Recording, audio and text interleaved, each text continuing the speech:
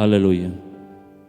Bendiciones para todos y cada uno de ustedes, mis queridos amigos, amiga, hermanos en Cristo, mis hermanas en Cristo. Estoy nuevamente con ustedes compartiendo una porción de la palabra de nuestro Señor y Salvador Jesucristo. Y estoy contento porque ha sido una grande bendición para mi vida todos estos días. La semana pasada no estuve con ustedes compartiendo la palabra porque estaba meditando en el Señor acerca de su escritura y es lo que quiero compartir con ustedes. Hay un acontecimiento que está a punto de suceder. Es el acontecimiento más grande que viene sobre la historia de la humanidad aquí en la tierra. Ese acontecimiento se refiere a la gran venida de nuestro Señor y Salvador Jesucristo por su amada iglesia, por el pueblo de Dios. Todos, como dice la palabra, más a todos aquellos que le recibieron, le dio la potestad de ser hechos hijos de Dios. Todo aquel que le ha recibido tiene una herencia y tiene un llamado de ser hijo de Dios, una herencia de una vida eterna. Y me conmueve en mi espíritu porque alrededor de todo el mundo se habla de la pronta venida del Señor Jesucristo. Aunque la palabra dice y nos enseña que nadie sabe el día ni la hora exactamente cuando sucederá este gran acontecimiento, pero también la palabra me enseña que hay alguien que escudriña aún en lo más profundo del corazón de Dios y los pensamientos de Dios, que es el Espíritu Santo. El Espíritu Santo conoce los pensamientos más profundos de nuestro Dios y Salvador. Y ese mismo Espíritu de Dios es el que ha descendido sobre el pueblo de Dios, sobre toda carne, dice la Escritura en el libro de Joel. Y ese mismo Espíritu de Dios es el que ha conmovido a las multitudes alrededor de todo el mundo para estarse preparando para la venida de su Señor. Es el Espíritu de Dios que ha inquietado el corazón de las personas, diciendo: prepárate porque Cristo viene pronto, aleluya. Si tú no has sentido de tu espíritu esta verdad, esta situación hablando en tu vida, es momento de hincarte y ponerte de rodillas y pedirle: Señor, lléname de tu espíritu, lléname de tu presencia, porque quiero estar en ese momento glorioso cuando tú vengas por tu iglesia, presente delante de tu trono. Tenemos que tener una actitud como tuvo Juan el Bautista. Aleluya. Juan el Bautista tenía una actitud muy tremenda en su corazón. Juan Bautista decía en el libro de Lucas capítulo 3, versículo 2, diciendo: y siendo sumo sacerdote Ananías, Caifás, vino palabra de Dios a Juan, hijo de Zacarías, en el desierto. Vino la palabra de Dios, la revelación de la palabra de Dios descendió sobre Juan en el desierto. Sigue diciendo la palabra.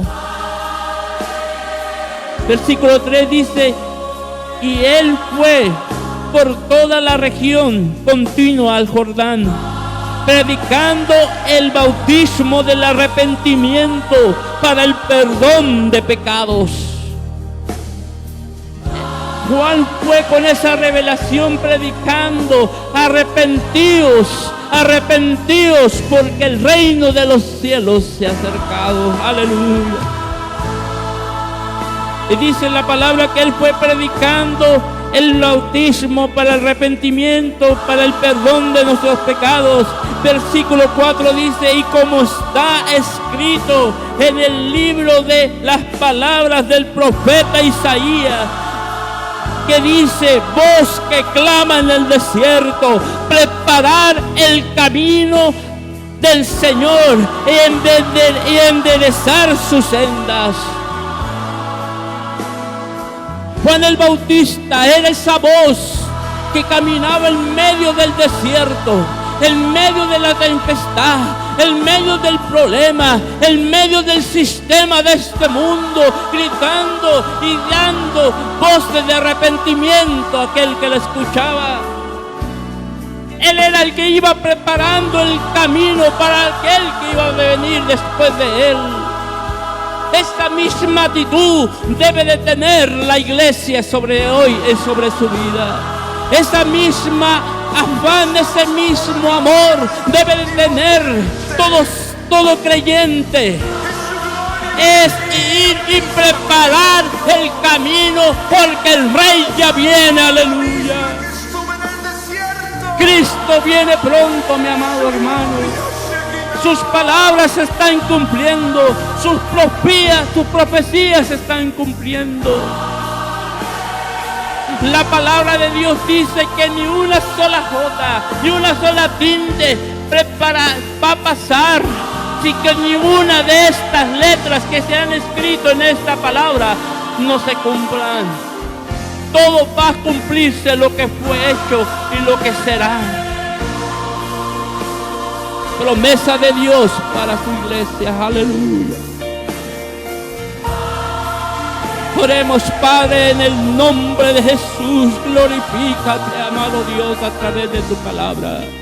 Glorifícate, Padre. Sea a ti la gloria, sea a ti la honra, sea a ti la alabanza, porque solamente tú la mereces. Tú fuiste el que diste tu vida en la cruz del Calvario para nuestro perdón de nuestros pecados. Ha sido por gracia, ha sido por gracia que ha sido otorgada, Señor, ese gran perdón que tú nos diste. Ha sido por gracia, ha sido por amor. Y te damos gracias, Señor, por esa promesa. Te damos gracias, Señor, por esa promesa. Aleluya, aleluya, aleluya. Gracias, Señor. Yo te pido que ahora, Señor, seas tú hablando a nuestras vidas a través de tu palabra. Que este mensaje, Señor, que voy a estar compartiendo, no sean mis palabras, no sean mis pensamientos, no sean mis ideas ni mis conceptos humanos, sino que sea la revelación, el rema de tu Santo Espíritu hablando a los corazones. Te lo ruego y te lo pido en el nombre de nuestro Señor y gran Salvador Jesucristo. Aleluya. Amén. Amén.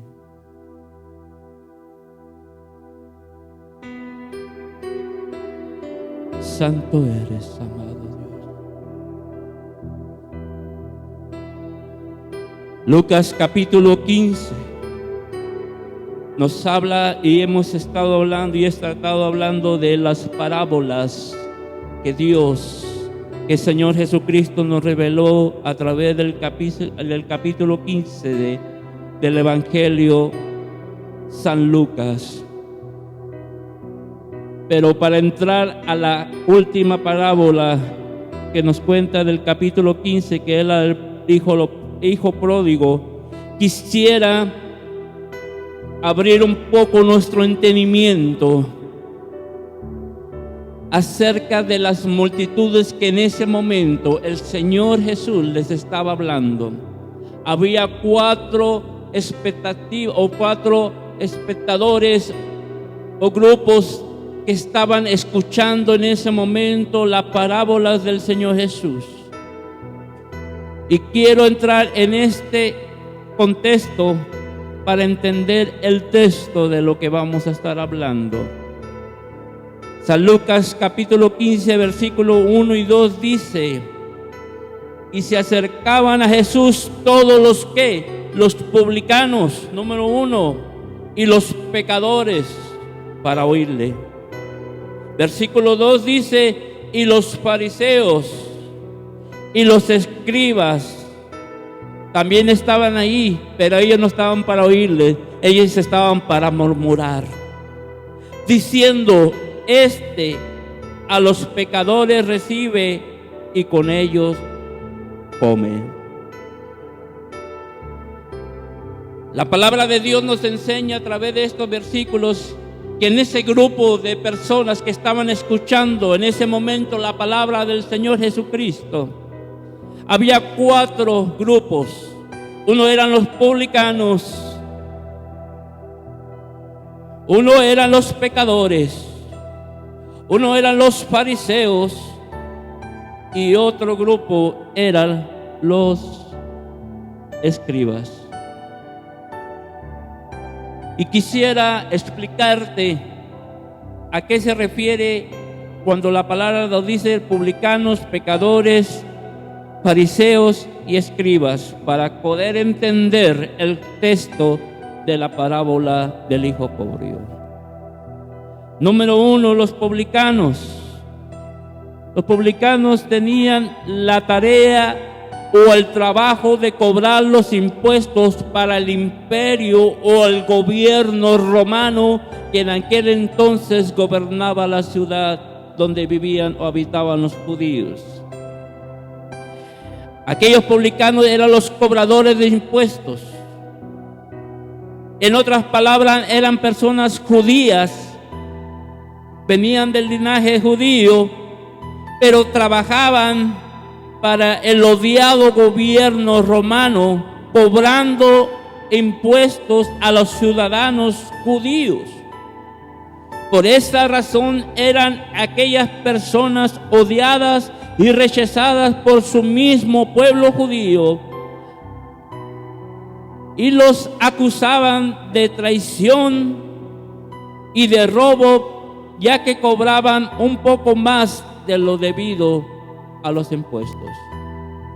Este era el primer grupo que podíamos ver que estaba a la expectativa de las palabras del Señor Jesucristo. Los publicanos, aquellos que estaban cobrando los impuestos, trabajaban para el gobierno, pero eran judíos y los judíos no los querían porque trabajaban para el gobierno romano. Se sentían traicionados por su propio pueblo. Y aparte dice que se sentían que les estaban robando porque les cobraban un poco más para que ellos quedasen con una parte de los atributos. El segundo grupo eran los pecadores. Los pecadores es la primera categoría de marginados en la sociedad judía. Es la primera categoría de marginados o apartados de la sociedad judía contemporánea a Jesús, que la formaban los pecadores.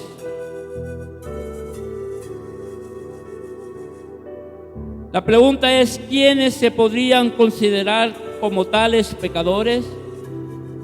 A los pecadores se le llamaban a los que quebrantaban la ley de Moisés de manera grave y notoria. Todas aquellas personas, todos aquellos judíos que quebrantaban la ley escritas de Moisés de una manera grave y notoria, a estos se les llamaba pecadores. Tales eran como las rameras, como los adúlteros, como los ladrones, como los bandidos, como los homicidas, como los rateros. Como que ese grupo me suena. Es el grupo más variable que en todos nosotros hemos vivido, en ese grupo de los pecadores. ¿Cuántos de nosotros en algún momento no tomamos algo que no era de nosotros? ¿Cuántos han caído en adulterio? ¿Cuántos han vendido su cuerpo? ¿Cuántos han sido bandidos? ¿Cuántos han robado, han mentido? En ese grupo entraban los pecadores y entramos tú y yo en la teoría. El siguiente grupo que se encontraba eran los fariseos. Los fariseos eran una secta religiosa dentro del judaísmo, influyente en la época de Cristo y de la iglesia primitiva. Era una secta religiosa dentro del judaísmo que era muy influyente en la época de Jesucristo. Se les conocía por su énfasis en la piedad personal. Ellos asimismo se decían que eran hombres piadosos más que los pecadores. Se le conocían por su énfasis en la piedad personal y en la palabra. Y la palabra fariseo significa separado. Ellos supuestamente estaban separados para Dios, porque eso es lo que significa la palabra fariseo. Y ellos se creían que eran más piadosos que los demás, que eran más santos y mejores que los publicanos y los pecadores. Esto como que me suena algo por ahí. Hay muchas personas que se creen que son más santos y mejores que los publicanos y los pecadores, que resaltan sus virtudes. Ahorita vamos a entrar de esto, porque esto habla de la parábola que vamos a hablar. Escribas, el siguiente grupo eran los escribas. Eran los hombres que eran los hombres instruidos en la ley de Moisés. Los escribas eran los hombres instruidos en la ley de Moisés, encargados de copiar y estudiar y explicar las escrituras. Como muchos hoy que están encargados de estudiar, de copiar, de explicar las escrituras. Eran considerados expertos en la ley y se les consulta para sus asuntos legales. Se les consultaba para los asuntos legales. A menudo se les encontraba asociados con los fariseos y los principales sacerdotes. Siempre andaban juntos este grupo de fariseos y escribas. Esto me llama la atención, hermano. Porque cuánto hoy en la actualidad, aunque no andan bajo la ley, predican a Cristo, pero tienen esta misma actitud que los escribas. Una actitud de juzgar a los demás, una actitud de apuntar con el dedo a las demás personas sus errores y sus pecados.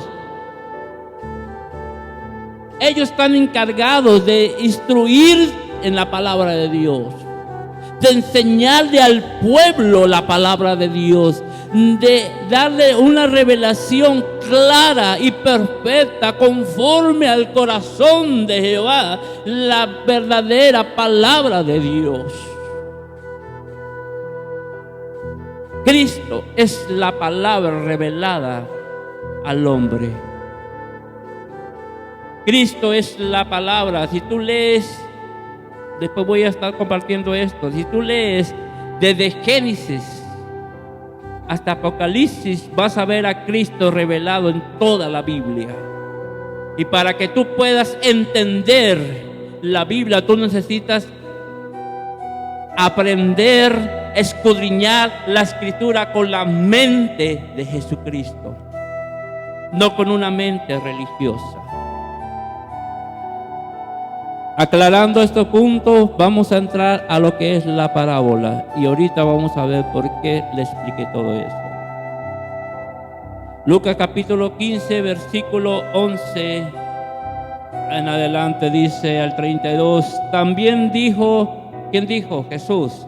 También Jesús contó esta historia. También dijo, un hombre tenía 2 hijos, y el menor de ellos dijo a su padre: Padre, dame la parte de los bienes que me corresponden. Y les repartió los bienes. No muchos días después, juntando todo el hijo menor,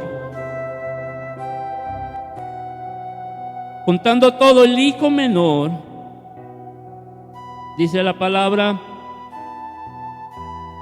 se fue lejos a una provincia apartada, y allí desperdició sus bienes viviendo perdidamente. Y cuando todo lo hubo malgastado, vino una gran hambre en aquella provincia, santo Dios, y comenzó a faltarle. Eso es lo que pasa cuando nos descarriamos de Dios. Se lo digo porque esto lo voy a testificar con mi propia vida. A eso vengo. Hablarle al hijo pródigo para que regreses a casa, como Dios me llamó a mí y regresé a casa nuevamente. No vengo a juzgar.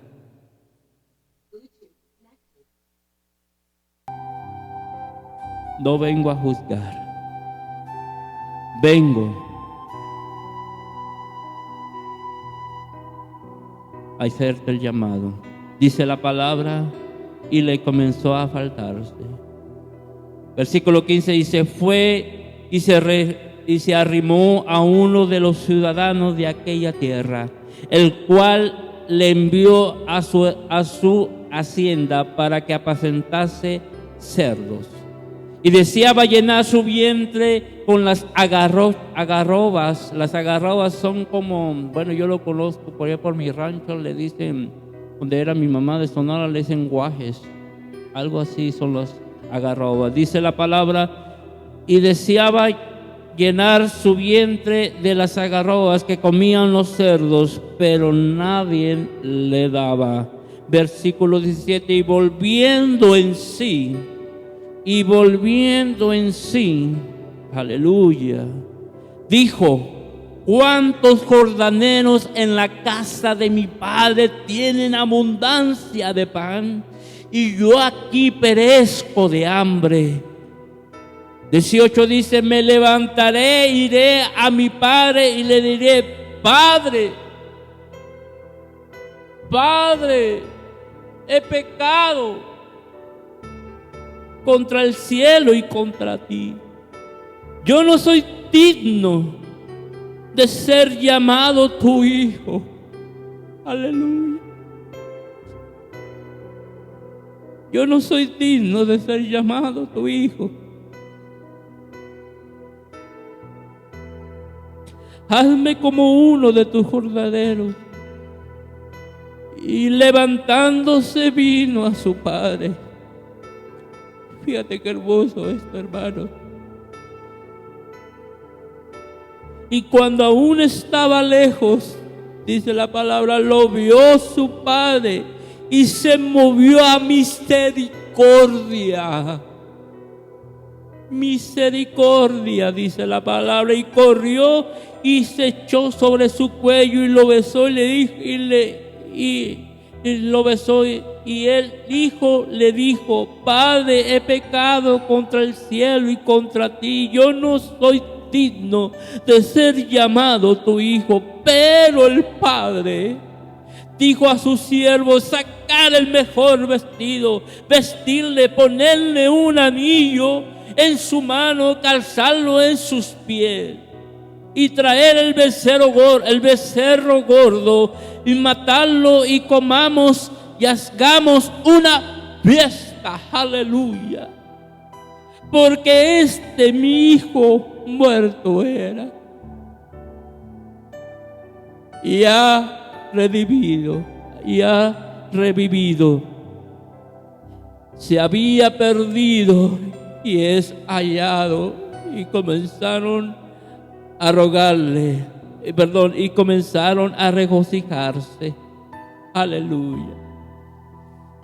Versículo 25, aquí viene el otro hermano. Y su hermano mayor estaba en el campo, y cuando vino, llegó cerca de la casa y oyó la música y la danza.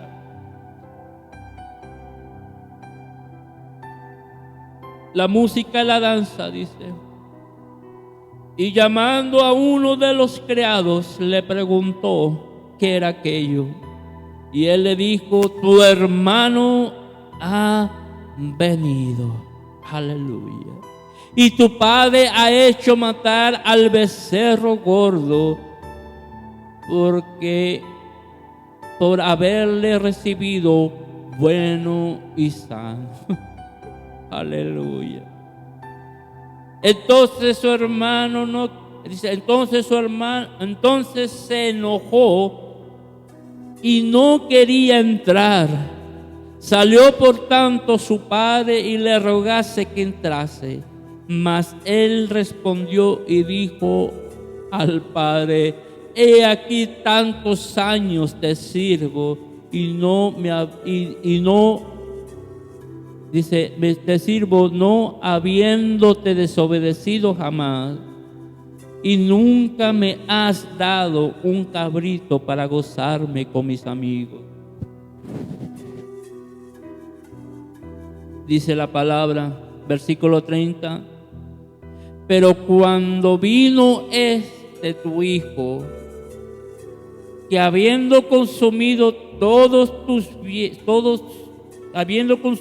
tus bienes con rameras, has hecho matar para él el becerro gordo.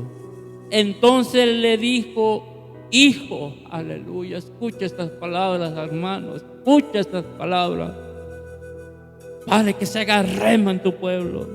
Entonces le dijo: hijo, tú siempre has estado conmigo y todas mis cosas son tuyas. Aleluya.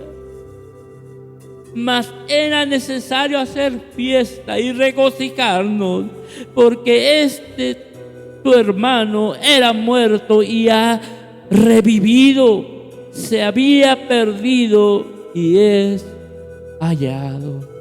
Aleluya. Padre, gracias. Gracias, Señor, porque tú nos has redimido. Espíritu Santo, ve sobre aquellos que se han rescarriado y tráelos nuevamente a la presencia del Padre. Aleluya. Santo eres tú.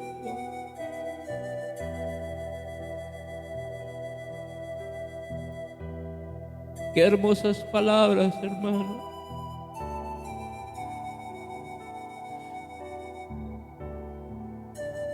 La palabra dice: quiero decirte algo, y presta atención de lo que te voy a decir. Aquí estamos, Jesús, el que está relatando esta historia, nos está relatando la historia no solamente de un hermano, del hijo pródigo, como muchos lo hemos pensado, hemos predicado. También nos está relatando la historia del segundo hermano mayor y su actitud y su actitud delante del Padre cuando regresa su hijo menor, su hermano menor. Y quiero que prestes atención, mi hermano, porque aquí hay una revelación muy tremenda para estos días. El que estaba contando era la historia, era Jesús, ¿verdad?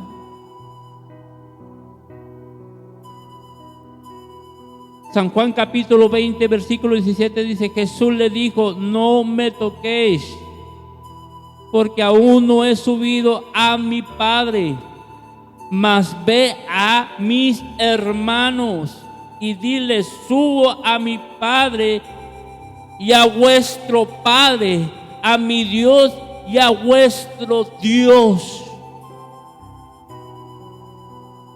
Aquí Jesús le está hablando y le dice: no me toques todavía, porque no he subido a mi Padre. Dice: mas ve a mis hermanos, o sea, a los discípulos, y diles: subo a mi Padre y a vuestro Padre, a mi Dios y a vuestro Dios. El que estaba relatando esta historia era el hermano mayor y primordial, que era Jesucristo. Él estaba contando la historia de dos hermanos que también eran sus hermanos. Aquí la Biblia lo dice, que que Cristo nos considera como hermanos. Y también dice que el Padre de la parábola que estaba hablando es Dios. Esta es la parábola del Padre, la parábola de Dios, porque la palabra nos dice, y Jesús nos dice claramente, que Dios es nuestro Padre, que Dios es nuestro, aparte de que es nuestro creador, el dador de nuestra vida, es nuestro Padre. Amén. San Juan capítulo 1 versículo 12 dice: mas a todos los que le recibieron, a los que creen en su nombre, le dio la potestad de ser hechos hijos de Dios. Aleluya. A todo aquel que ha recibido a Jesucristo como Señor y Salvador, a todo aquel que ha recibido el sacrificio que el Señor hizo en la cruz del Calvario por el perdón y expiación de su pecado, a ese le dio la potestad, la autoridad, el poder de ser hechos hijos de Dios. Aleluya.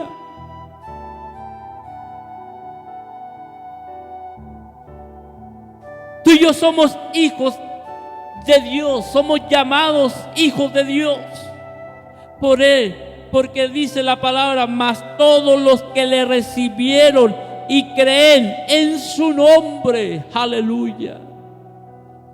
Déjame decirte, amigo, amiga, que tú me estás escuchando, si en este momento tú no le has recibido y no has creído en su nombre, ¿qué estás esperando para hacerte llamado hijo de Dios? Estar en paz con Dios. La palabra dice: venid a mí todos los que estés cansados, trabajados, cargados, que yo los haré descansar.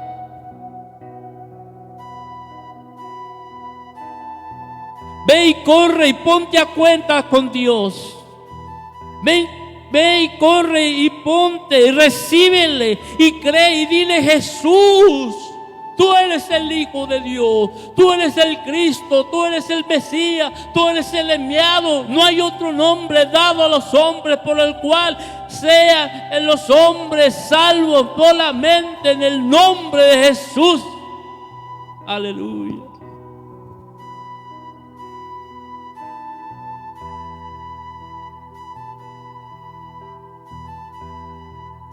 Comienza la historia. Dice la palabra: un hombre tenía 2 hijos.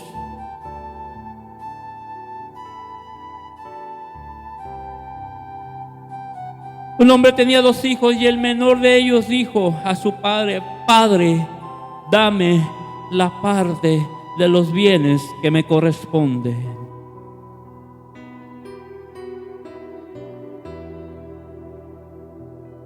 Esta petición de parte del hijo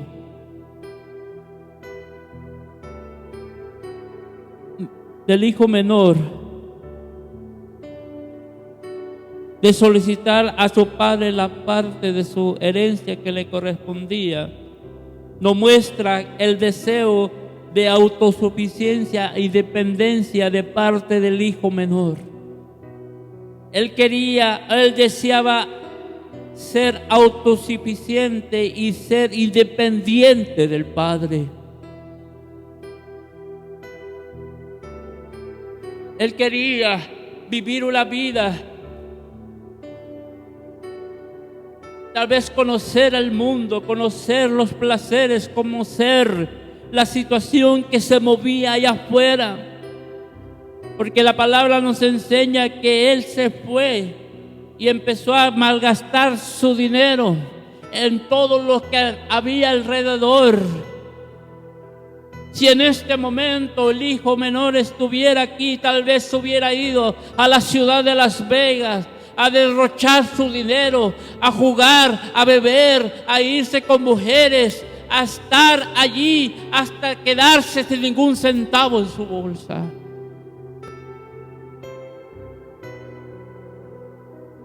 Pero me llama la atención porque la palabra me dice y me enseña lo siguiente. En la siguiente parte dice, y él le repartió los bienes. El padre, aunque estaba dolido, aunque el padre estaba tal vez desahuciado por el hijo, aunque el padre tal vez estaba con esa aflicción en su corazón dolido, accede a su petición del hijo menor, dándole así el paso a su derecho del libre albedrío o la libertad de elegir en su vida. Muchas veces, aunque no es la voluntad de Dios, aunque no es lo correcto bajo el camino de Dios, Dios nos da la libertad de elegir nuestro propio camino y destino. Es tu decisión.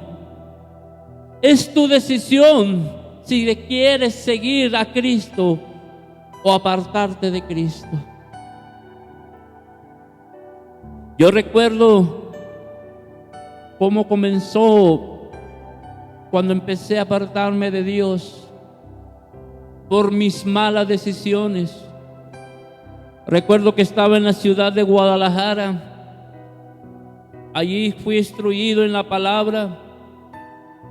Allí estuve en un instituto. Después me quedé ahí para servir como maestro.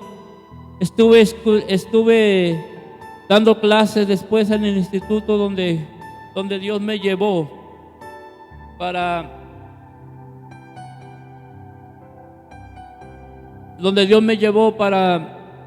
empezar a instruirme y a quedarme allí.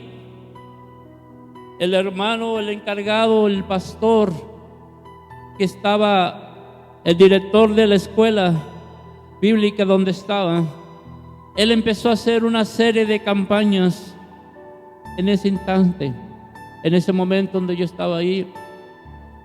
Recuerdo que fuimos a varias campañas, a Puebla, Manzanillo, varias ciudades donde Dios nos llevaba a hacer campañas. Recuerdo aquellos tremendos milagros donde paralíticos eran levantados, donde hombres y mujeres que no escuchaban empezaban a escuchar ahora la voz, donde personas que no podían ver ahora podían mirar con claridad, donde personas que estaban siendo oprimidas por demonios, por espíritus inmundos, caían al suelo y eran expulsados de su cuerpo.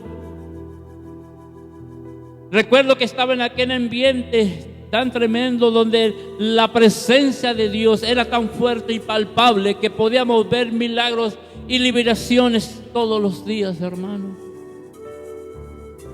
Yo estaba encargado de ir. Enviaban primero un grupo aquel lugar donde se iba a hacer la campaña, y ese grupo llegaba a estar orando, intercediendo por la ciudad antes de iniciar una campaña. Nos enviaban de 15 días a una semana antes de la campaña, donde íbamos y estar ya a la ciudad donde se iba a hacer.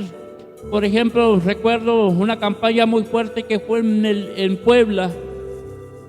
Me enviaron junto con un grupo. Yo estaba encargado de ese grupo para ir a orar a la ciudad de Puebla, porque iba a ser una campaña. El pastor en aquel momento me dijo: hermano, quiero que vayas con un grupo y quiero que vayas a estar orando por la ciudad, a estar intercediendo por la ciudad para que Dios se glorifique y haga milagros en esa ciudad. Dije: amén, hermano, yo voy. Me llevé un grupo de hermanos conmigo para ir a predicar, para ir a orar e interceder por ese lugar. Recuerdo que llegamos a una ciudad, llegamos a esa ciudad, la ciudad de Puebla, en México. Llegamos a una iglesia, o un lugar que tenía la iglesia, donde nos dieron para poder dormir. Y recuerdo que desde el primer día, hermano, fue algo tremendo Dios hizo ahí. Recuerdo que llegaron otros grupos de otras iglesias. En eso también estaban los hermanos de Victor Arish, de Alcance Victoria, de allá de Ciudad Puebla. Nos mandaron también para apoyarnos en oración y todo eso. Y recuerdo que en ese día, en la mañana, hice un devocional, hermano. Recuerdo que empecé a tocar la guitarra. Y cuando estaba tocando la guitarra, alabando, y cuando estábamos alabando a Dios, Dios se empezó a manifestar de una manera que tremenda. Que hermanos se empezaron a caer al suelo siendo liberados, hermano. Personas empezaron allí a hacerse libres por el poder de Dios. Un poder de Dios tan tremendo, una gloria tan hermosa, hermano, que ninguno de nosotros pudimos estar de pie. Todos caímos al suelo, porque era tan fuerte la presencia de Dios, que nos hizo doblar nuestras rodillas y adorar solamente al Señor Jesucristo. Y recuerdo, hermano, que en ese ambiente yo estaba viviendo. Pero dentro de mí, uno de mis anhelos era que yo también quería empezar a hacer campañas con mi hermano. Pero Dios estaba obrando primeramente en mi vida, estaba preparando, me estaba llevando por un proceso para enseñarme y ver para poder manifestar su mano a través de este vaso, hasta ver de esta vasija, para que Dios se glorificara a través de esta vida. Y en ese proceso yo me desesperé, sinceramente te lo digo, hermano. Yo me desesperé, y aparte pues estaba lejos de mi familia. Estaba en Guadalajara, yo quería regresarme a la ciudad de Ensenada. En autobús eran como 3 días de viaje, de ir de un lugar a otro. Y yo quería regresarme a mi ciudad para ver más que nadie a mi familia, a mi madre, a mis padres, y estar nuevamente con ellos. Yo recuerdo que ese día tomé una decisión, fue mi decisión, no oré a Dios, no dije nada, solamente tomé una decisión. Le dije, y fui con el pastor, le dije: pastor, yo me voy a ir. Hermano, ¿cómo que se va a decir? Hermano, yo me voy a ir, me voy a regresar para Ensenada, voy con mi familia y allá voy a servir a Dios. Hermano, me dice que Dios te bendiga, que Dios te guarde. Yo solamente te quería decir, y estaba pensando en ti para el próximo mes empezar a hacer campañas contigo. Pero yo ya había tomado una decisión, y por vergüenza y decirle: no, ¿sabes qué, hermano? Siempre no me voy a quedar. Yo no quise aceptarlo. ¿Y qué fue lo que pasó? Que por vergüenza yo no quise retractarme de mis palabras delante del pastor. Yo tuve y me quedé firme en mi decisión de irme, aunque no era la voluntad de Dios, pero yo me fui. Y allí empezaron a suceder varias cosas en mi vida, hermano, porque empecé a caminar fuera de lo que era el propósito de Dios para mi vida.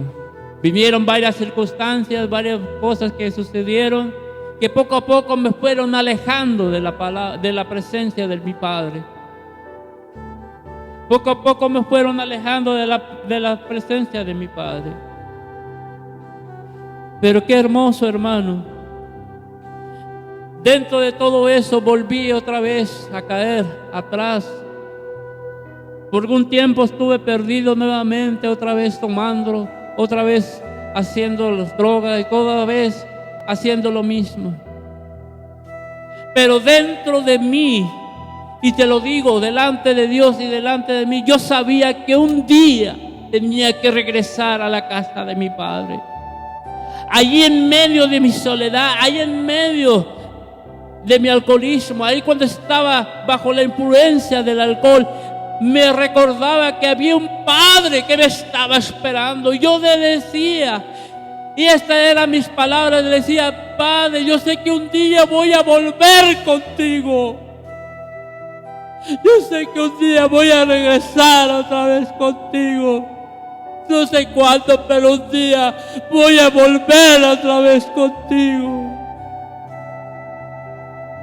Pero era la lucha tan grande porque le había fallado a mi Padre. Era una lucha tan fuerte porque le había fallado a aquel que me había dado la vida. Era una lucha tan tremenda porque le había fallado a aquel que me ha dado su vida por mí en la cruz del Calvario. Y por mi culpa y por mis pecados me ha sido golpeado, bofeteado, escupido, encarnecido. Y había muerto en la cruz del Calvario y me sentía tan mal, hermano. Y era una lucha interior, interna conmigo. Pero yo sabía y yo le decía: Padre, algún día voy a regresar contigo. Esas eran mis palabras, esa era mi oración en algunos momentos de mi angustia y de separación. Yo sabía y decía: Padre, algún día voy a regresar contigo. Aleluya. Y así como este día, tomé mis cosas, me fui. Dice la palabra: no muchos días después, versículo 13, capítulo 15, no muchos días después, juntando todo, el hijo menor se fue lejos a una provincia apartada. Cuando uno se aleja de Dios, hermano, se va lejos. Donde uno no quiere, no que no quieras escuchar la voz de Dios, es que te da vergüenza escuchar a tu Dios.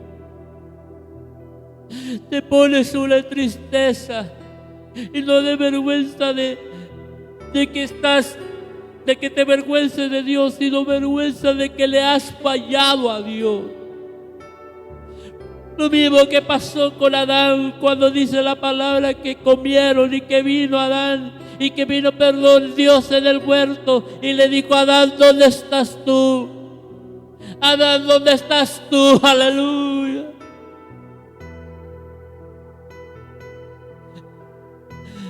Adán le contestó: tuve miedo. Y me dio vergüenza porque estaba desnudo, así yo me sentía, con temor y vergüenza delante de Dios. Porque estaba totalmente desnudo.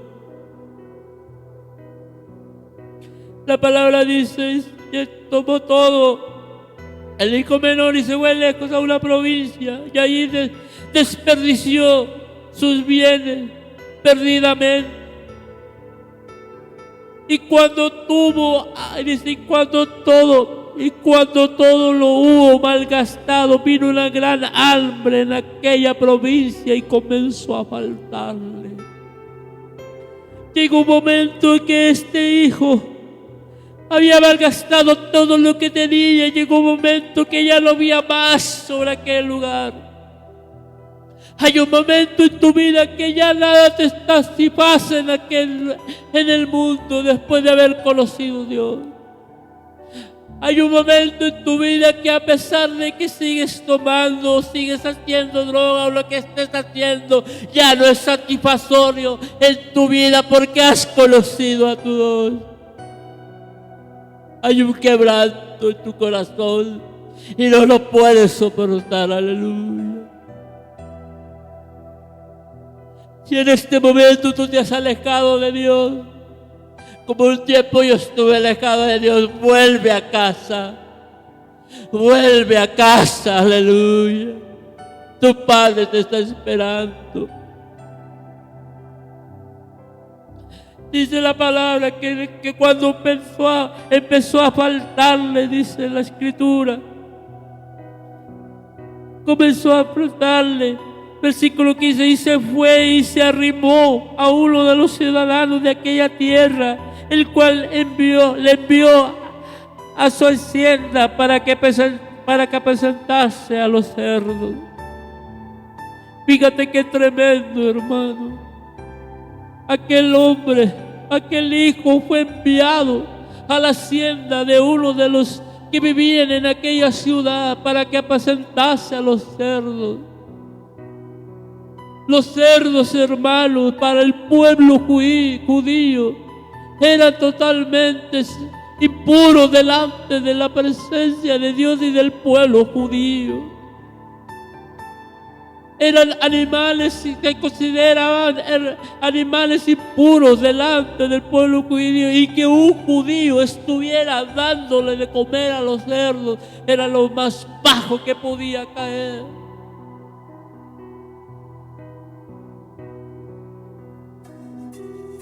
Hermano,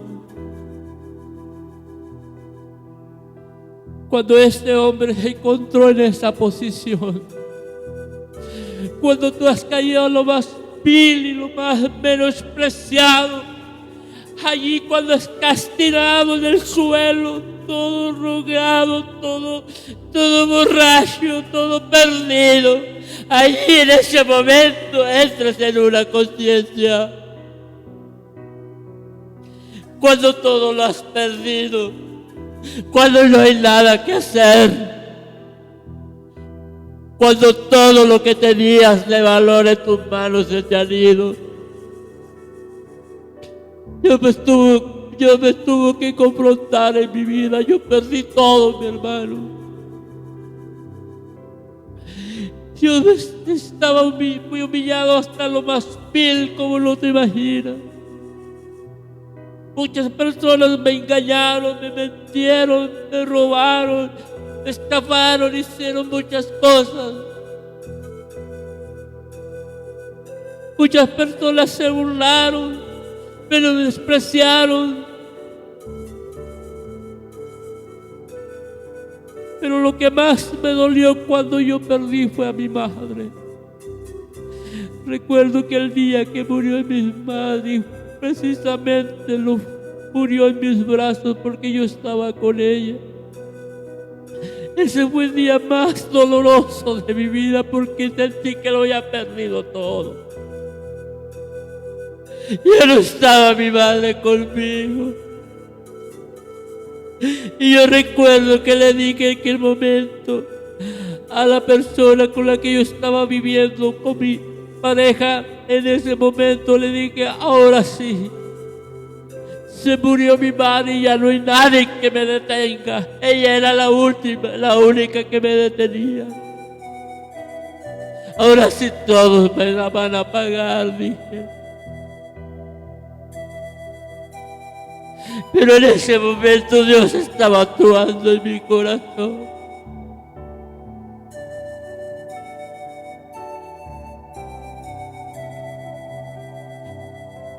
Dios estaba actuando en mi vida.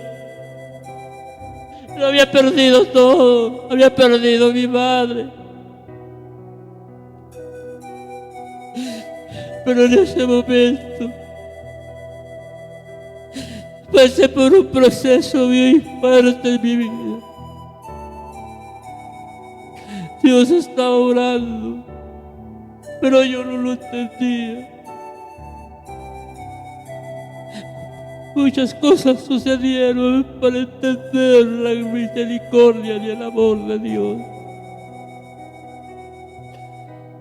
Dice la palabra, versículo 16, y deseaba llenar su vientre de las algarrobas que comían los cerdos, pero nadie le daba. Cuando estás en esa posición, hermano, créeme que los que dicen ser tus amigos se van. Las personas que te rodeaban y que te abrazaban te dejan solo. Nadie te da nada. Todos te abandonan. Porque en ese momento hay uno solo que siempre ha estado contigo. Hay una historia que dice que había un hombre que iba caminando sobre la playa, iba caminando con Dios, platicando a la orilla de la arena de la playa.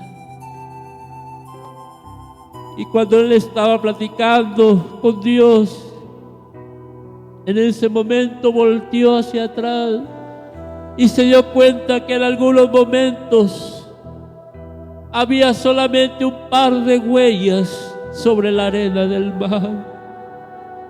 Y en otros momentos había 2 pares de huellas sobre la orilla del mar. Y él le voltea y le pregunta a Jesús, ¿por qué en algunos momentos yo miro 2 huellas sobre la orilla del mar? Pero ¿por qué en los momentos más tristes, en los momentos más dolorosos, solamente miro un par de huellas sobre la orilla del mar? Jesús le contesta con una mirada llena de amor y le dice, hijo, porque en ese momento es cuando yo te llevo cargando en mi brazo, porque tú ya no más puedes caminar sobre la arena.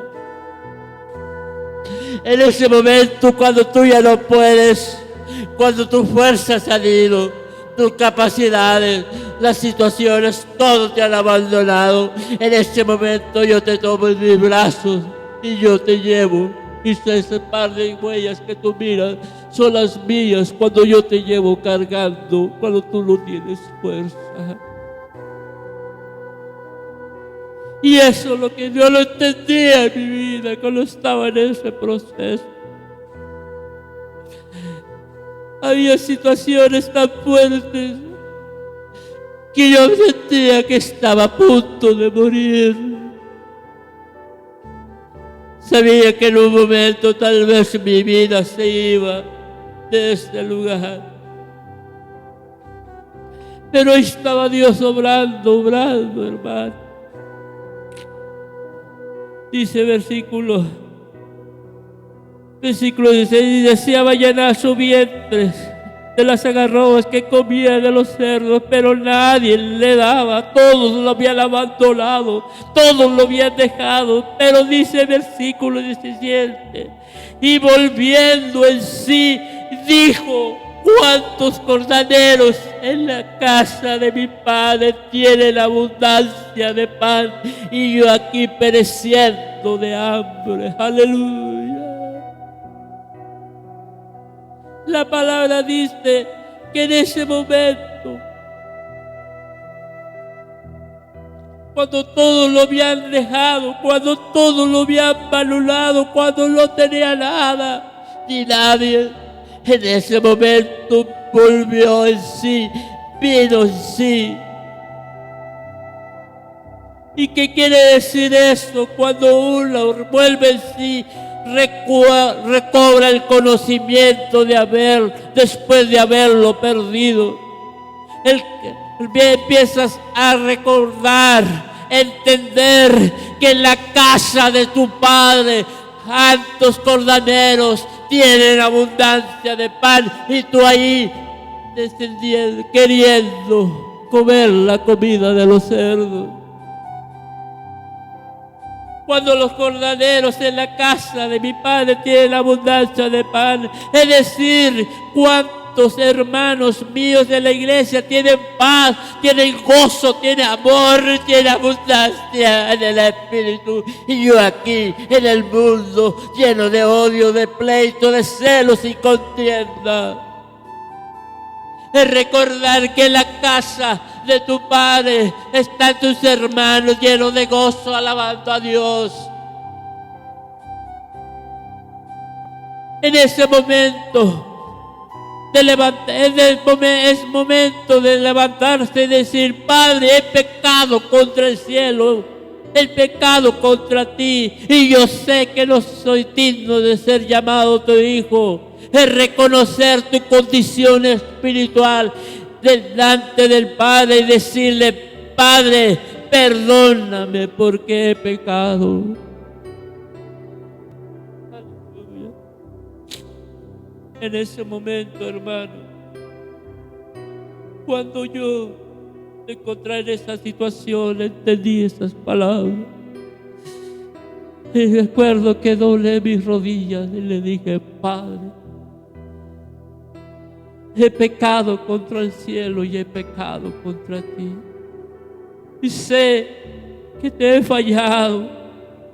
Sé que he hecho lo malo otra vez delante de tus ojos, pero perdóname.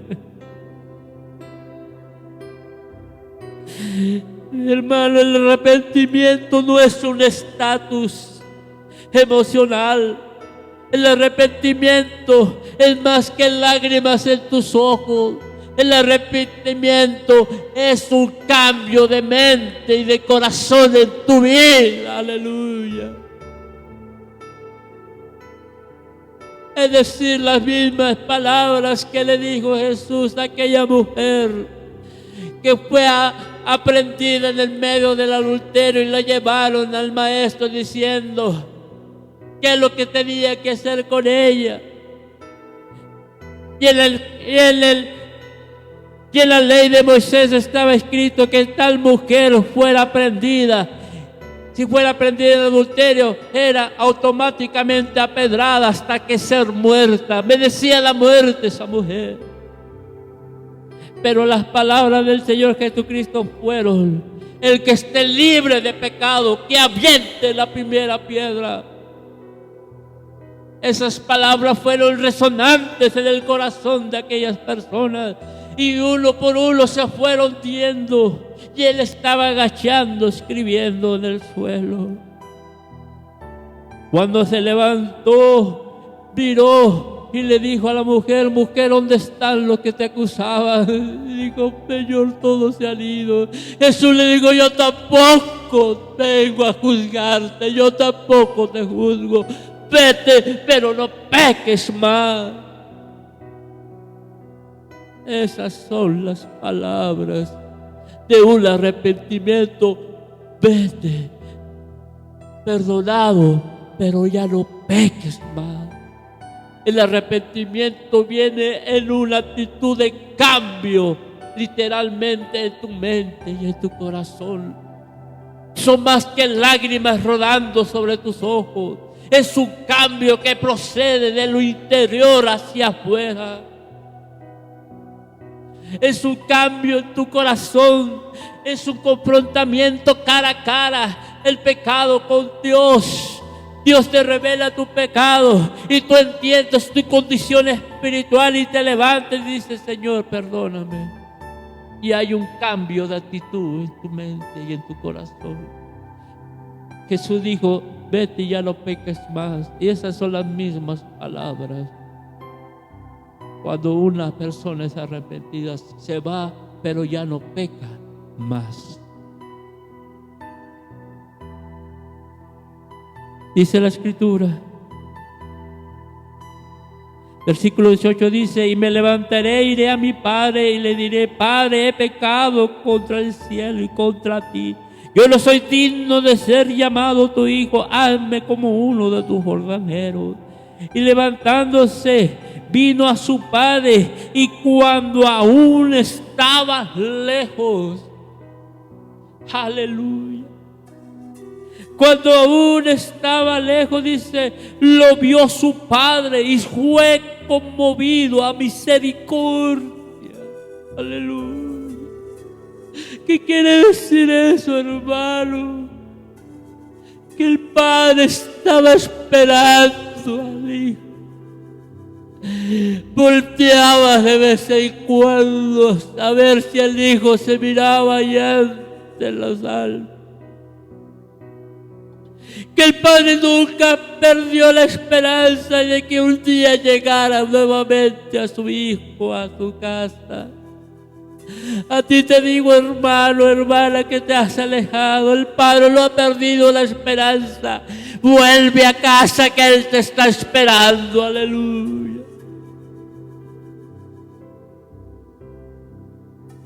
Si un día tú conociste a Dios y te has apartado, este es el momento. Vuelve a casa con tu padre. Y mire la actitud que tuvo el padre cuando miró a su hijo caminando en aquel valle, y cuando lo miró, dice la palabra, y fue conmovido a misericordia, y corrió y se echó sobre su cuello y lo besó y le dijo: hijo, bienvenido a casa. Aleluya.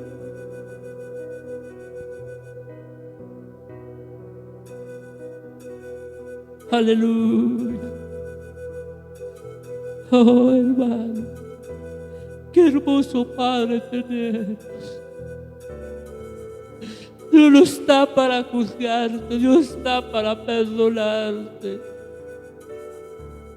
Uno mismo se juzga por no creerle al Padre. Uno mismo se juzga por no creerle a Jesús, que Él es suficiente para salvar tu alma y perdonar tus pecados. Aleluya. Él nunca te juzga. Él está para perdonarte.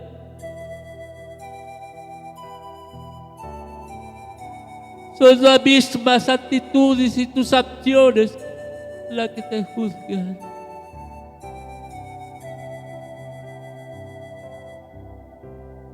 Padre, qué hermoso. Me lleva la atención lo que hizo el Padre, hermano, con este hijo. Porque literalmente la ley de Moisés, en el libro de Deuteronomio, capítulo 21, versículos 18 y 21, nos dice: cuando hay un hijo desobediente, rebelde en la casa del padre, hay que hacer algo con ese hijo. Fíjate, Deuteronomio 21, 18 al 21 dice: si alguno tuviese un hijo contumaz y rebelde, que no obedeciere a la voz de su padre y ni a la voz de su madre, y habiéndolo castigado no le obedeciere, entonces lo tomarán su padre y su madre y lo sacarán ante los ancianos de la ciudad y a la puerta del lugar donde viva, y le dirá a los ancianos de la ciudad: nuestro hijo contumaz y rebelde no obedece a nuestra voz y es un glotón y borracho. Entonces todos los hombres de la ciudad lo apedrarán y morirá. Así quitará el mal del medio de ti. Todo Israel oirá y le temerá.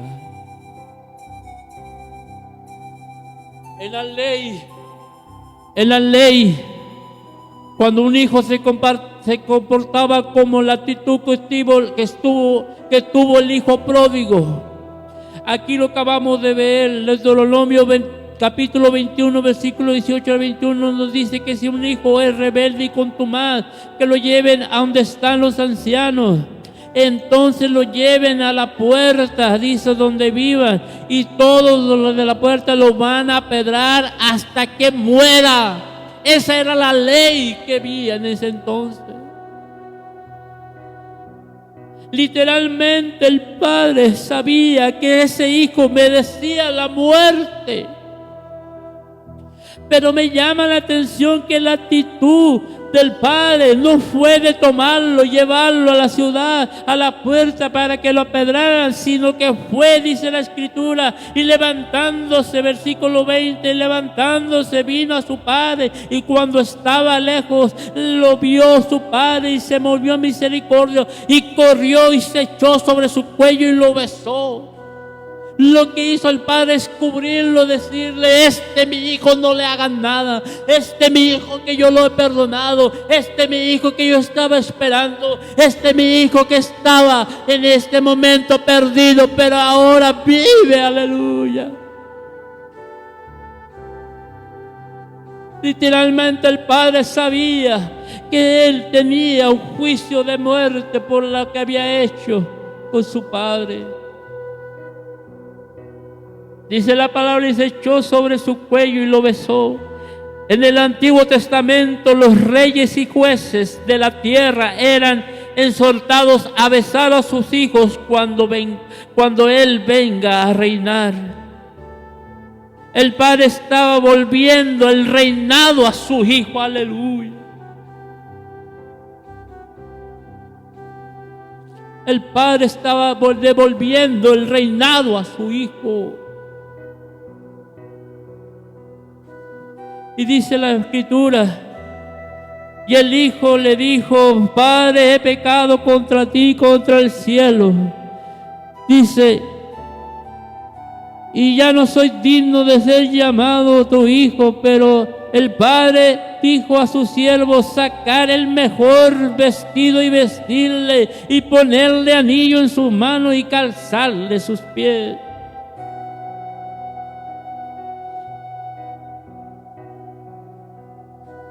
Antes de que terminase el discurso o las palabras que el hijo menor quería decir al padre, el padre dio una orden y le dijo: sacar el mejor vestido y vestirlo. Y me llama la atención porque en el libro de Zacarías, capítulo 3, versículo 3 al 8 dice lo siguiente: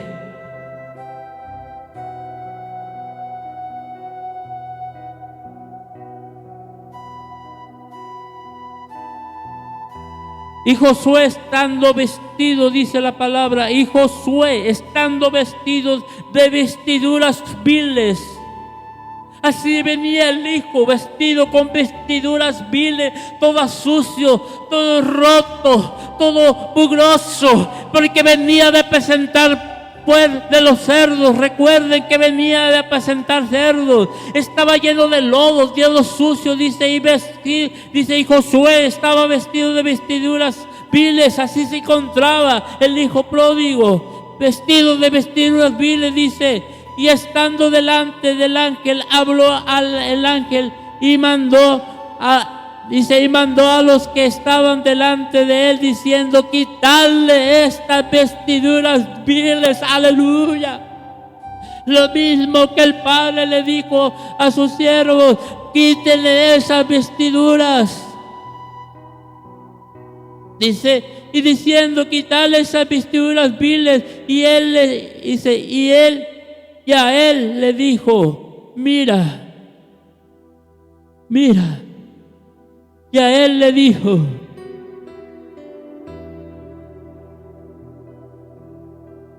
aleluya. Y habló el ángel mandando a los que estaban con él, diciendo: quitarle esas vestiduras viles. Y a él le dijo: mira, que te he quitado de ti tu pecado y te he hecho vestir de ropas de galas. Aleluya. Dice la escritura dice que el ángel le dijo: he quitado de ti las vestiduras viles. Y mira que te he quitado de ti el pecado. Las vestiduras viles, o la vestidura que le estaba quitando al hijo, era la vestidura de pecado que traía sobre su vida. Ahora el padre lo estaba vistiendo con vestiduras de gala, con vestiduras de santidad, con vestiduras de salvación, con vestiduras de fe, de amor, de paz, aleluya.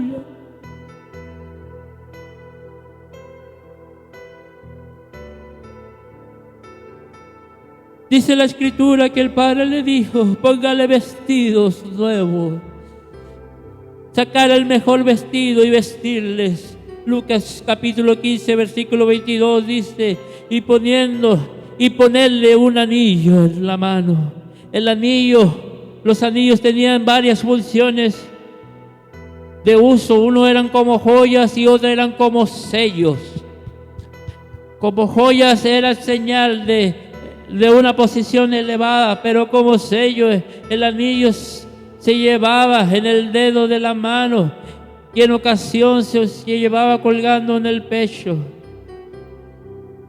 Efesios capítulo 1 versículos 13 y 14 dice: y él también, en él también vosotros, habiendo oído la palabra de verdad del evangelio de nuestra salvación, y habiendo creído en él, fuiste sellados con el Espíritu Santo de la promesa, que son las arras de nuestra herencia, hasta que la redención de la posesión adquirida por la alabanza de su gloria.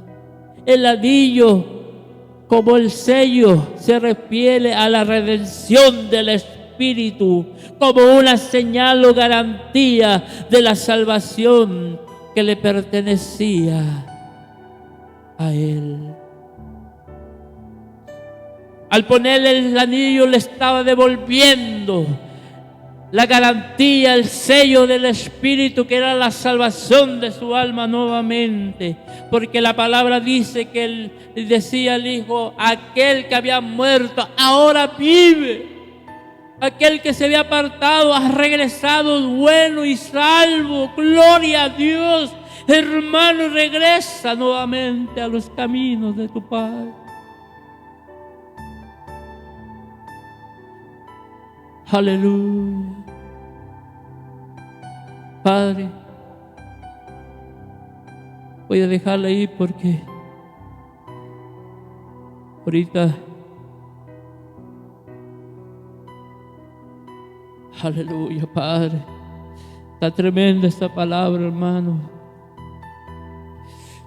Solamente te digo que Cristo te ama. Cristo te ama y Cristo tiene un propósito para tu vida. A todos los que recibieron, a todos los que creen en su nombre, le dio la potestad de ser hechos hijos de Dios. Si tú quieres ser un hijo de Dios en este momento, acéptalo.